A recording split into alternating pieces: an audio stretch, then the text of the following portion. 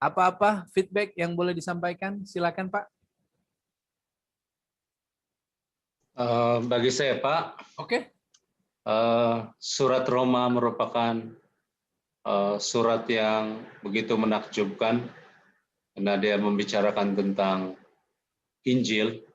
Iya. Dan memang betul ini harus dipelajari dan harus diajarkan. Memang seperti yang difikirkan, memang Tuhan boleh mengampuni begitu saja.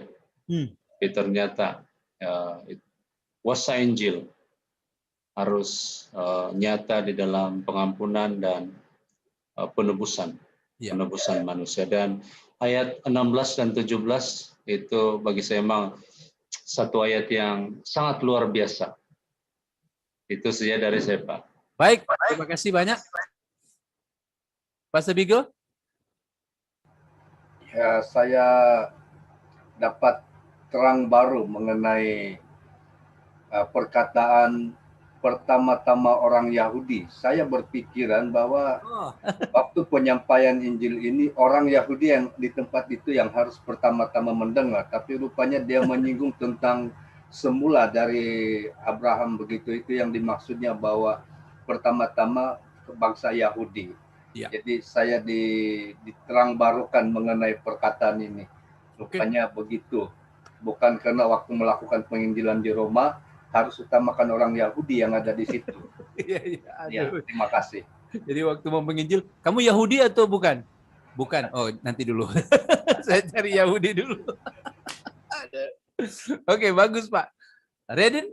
Hari ini untuk Saroma, saya belajar lebih banyak lagi tentang apa sebenarnya maksud pengajaran-pengajaran daripada Paulus itu sendirilah. Sebab dan juga tujuan dialah kepada siapa. Sebab daripada pernyataan-pernyataan awal dia, daripada pendahuluan dia itu saya dapat belajar bahwa itu klarifikasi tentang kesatuan siapa, untuk meningkatkan persatuan antara orang Yahudi dan juga bukan Yahudi lah. Sebab mungkin saya boleh terpikir bila dia cakap tentang pertama-tama kepada orang Yahudi dan juga orang bukan Yahudi, di sini dia macam promote satu, saya pikir dia promote satu orang Yahudi dan juga orang bukan Yahudi itu juga diterima oleh Tuhan lah. Ya. Allah lah. Ya, itu yang saya boleh pikir lah. Bagus. Jadi tak kisah dia orang Yahudi maupun bukan Yahudi, di mata Allah sama ya. Iya. Oke, good. Thank you. Bagus. Ya. Ya Pak. Tadi saya ada, ini bukan juga saya baru tahu sekarang, tetapi melihat pada dosa. Yaitu kalau kita tidak percaya itu boleh, kalau tadi dikatakan itu adalah satu dosa. Jadi saya merasakan ketidakpercayaan itu adalah mungkin satu dosa yang sangat besar bagi kehidupan orang Kristen. Dan dosa tidak beriman juga. Karena saya melihat yang sekarang, mengapa orang Kristen menjadi tidak beriman dan menjadi tidak percaya, di mana mereka lebih memilih untuk percaya kepada benda-benda lain. Sedangkan Tuhan Yesus sudah terang-terang mengatakan dia akan menolong dan dia yang saja yang berkuasa, tetapi tetap juga orang tidak mau beriman dan tidak percaya. Dan selama ini saya tidak pernah terfikir akan ketidakpercayaan dan tidak beriman adalah satu dosa, tetapi dia adalah satu dosa yang cukup besar yang saya pahami sekarang ini. Dosa tidak berimanlah yang menjadi puncak keterpisahan manusia pertama. Oleh itu untuk memulihkan itu harus menjadi orang yang beriman kepada Allah. Beriman kepada apa yang sudah Allah lakukan di dalam Kristus. Jadi itu yang maksud dengan bertolak daripada iman dan menuntun kepada iman. Start iman itu adalah orang percaya. Dan sekarang orang yang percaya itu bertumbuh harus mengimani semua ajaran-ajaran dari kitab suci. Tidak mungkin dia akan melakukan sesuatu kalau dia tidak mengimani dulu. Nah, itu dia. Itu maksudnya, Pastor Timothy. Ya Pak, dan mengenai dengan pertanyaan itu tadi juga saya ada satu pertanyaan juga. Ya bagaimana seorang orang Kristen itu mereka lebih taat kepada manusia? Maksud saya di sini di mana kalau sekarang saya melihat orang semakin banyak, terutamanya mereka bukan mengakui mereka adalah orang yang dipakai Tuhan.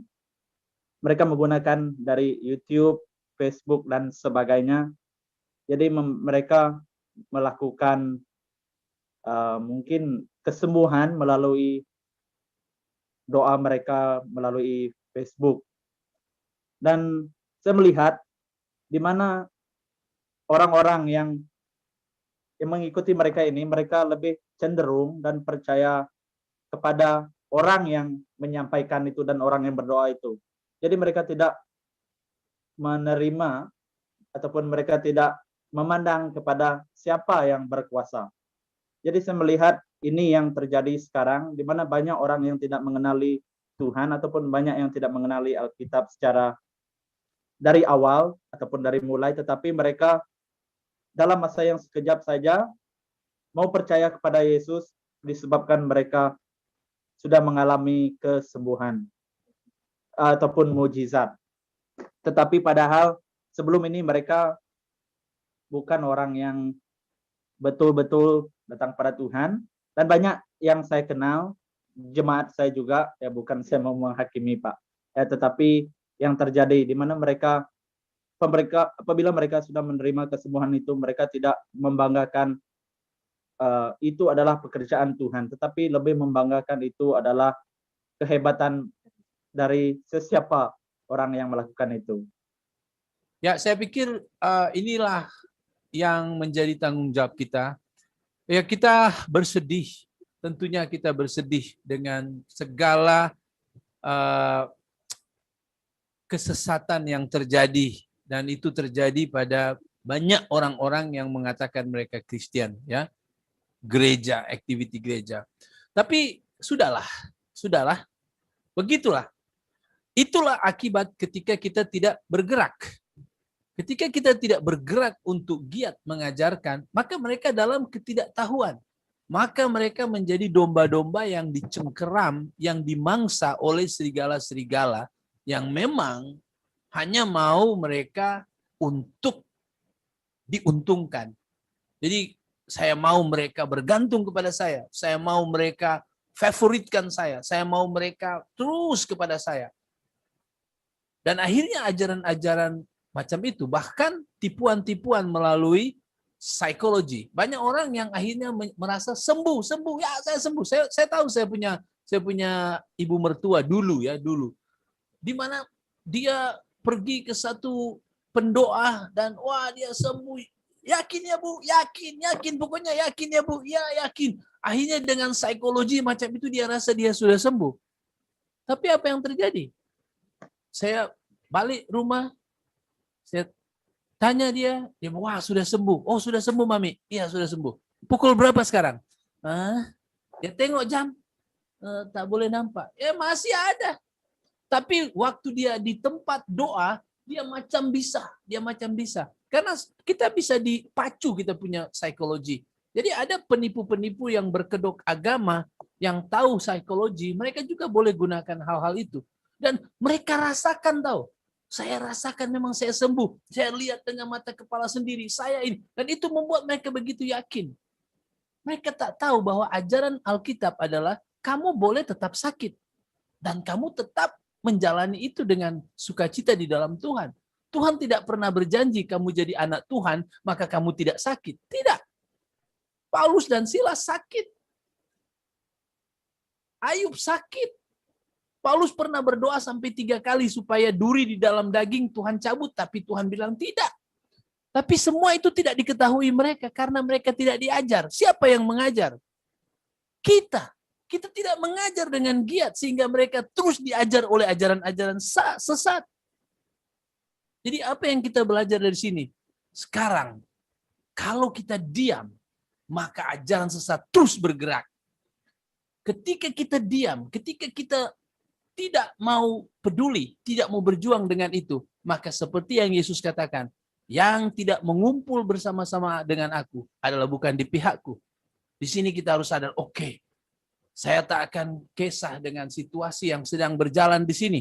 Sekarang saya akan lihat, Tuhan terus tolong saya, supaya siapapun yang ada di dalam jagaan saya, siapapun yang boleh saya boleh buat grup, saya boleh membuat apa saja, supaya boleh menolong mereka untuk mengajar. Dan saya pun harus belajar sebaik-baik mungkin, supaya cekap dalam mengajarkannya. Nah, itu yang perlu kita lakukan. Saya setuju, saya sadar, saya rasakan seperti yang kamu rasakan, Pastor Timothy. Kita sedih melihat ramai orang yang ditipu, ramai orang yang akhirnya ada dalam kefahaman yang tak betul. Nah, di sini mari kita sadar bahwa oke, inilah tanggung jawab yang harus saya pikul. Oke, terima kasih. Ada yang lain? Pak Duzin, bagaimana Pak? Satu hal lah, ini saya punya pendapat saja. Oke. Memang tidak dapat dinafikan ada beberapa orang yang diberikan karunia untuk mendoakan, dan mereka gunakan itu ya untuk seakan-akan menyatakan bahwa saya hamba Tuhan yang power. Yeah. Itu ada di situ berlaku.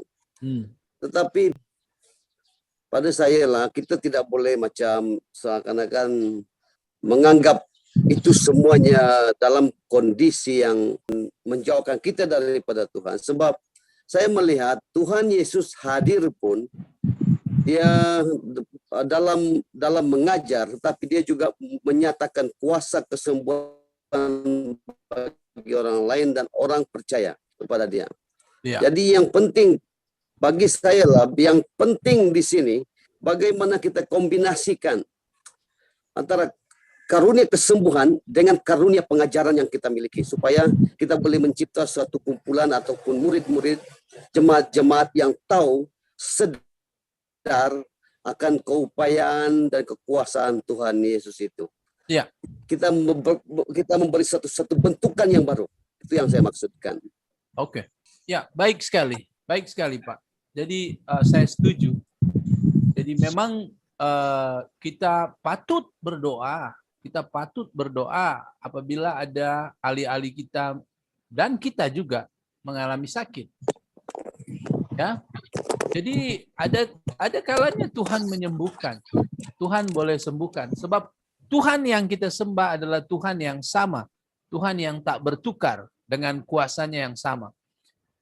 Jadi kita harus berdoa, kita harus bermohon, sebab ya dia masih melakukan mujizatnya, dia masih melakukan kuasanya. Itu kita tak boleh nafikan.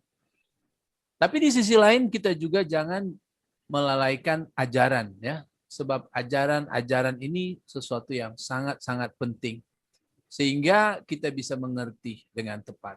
Jadi itu harus kita lihat, dan memang itu yang diangkat oleh Pastor Timothy, di mana orang mulai mengajarkan yang sesat oleh karena dia sanggup berdoa dan bisa menyembuhkan seseorang.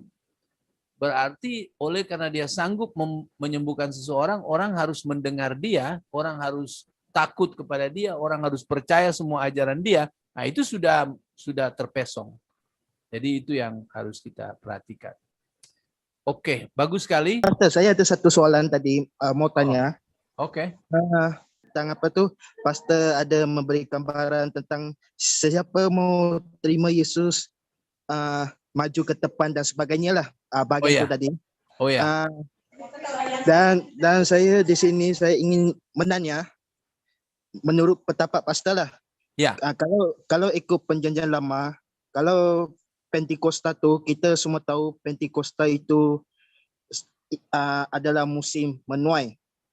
Kalau ikut perjanjian baru atau zaman sekarang ini, kebanyakannya berkaitan dengan Roh Kudus. Tetapi, Pastor, adakah istilah ni tepat? Maksud saya istilah yang selalu mereka pakai apabila ramai-ramai orang yang berkumpul di depan, mereka akan mengatakan hujan Roh Kudus turun. Adakah istilah itu tepat untuk dipakai atau tidak dan sebagainya lah. Terima kasih Pastor.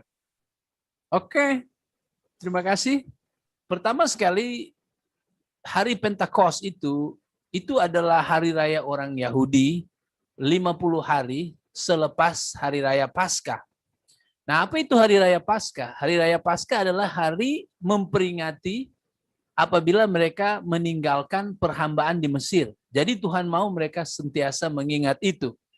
Nah, kalau kita bicara tentang hari raya Pentakos, hari raya Pentakos adalah hari ucapan syukur tentang hal itu. Jadi orang Israel harus selalu datang di Yerusalem walaupun mereka sudah terserak di mana-mana. Tapi kalau hari Pentakos mereka harus datang. Tapi mereka tidak boleh selepas hari raya Paskah mereka balik kampung. Tidak boleh. Sebab mereka masih harus ada di sana sampai hari ke-50 karena ada hari raya kedua, hari raya berikutnya, yaitu hari raya Pentakosta. Nah, ketika Kisah pasal 2, di situ kita lihat bagaimana Roh Kudus tercurah kepada semua orang percaya di situ. Itu hari pertama di mana Roh Kudus bekerja setiap saat kepada semua orang percaya selama-lamanya. Sebab pada waktu itu Roh Kudus ada di hati orang percaya, ada di dalam hidup orang percaya, dan tidak akan pernah keluar. Oleh itu merupakan hari jadinya gereja. Ya, hari di mana gereja terwujud, di mana Roh Kudus tinggal selama-lamanya kepada setiap orang percaya. Dulu di Perjanjian Lama, Roh Kudus tidak tinggal selama-lamanya dalam hidup orang, tapi temporary. Saul, ketika dia berdosa, Roh Kudus keluar. Nah, itu dulu. Tapi kali ini, mulai Kisah pasal 2, Roh Kudus akan selama-lamanya dalam hidup seseorang yang percaya kepada Yesus. Nah, sekarang itu menjadi hari raya yang khas bagi orang percaya, dan itu berbeza dengan orang Yahudi.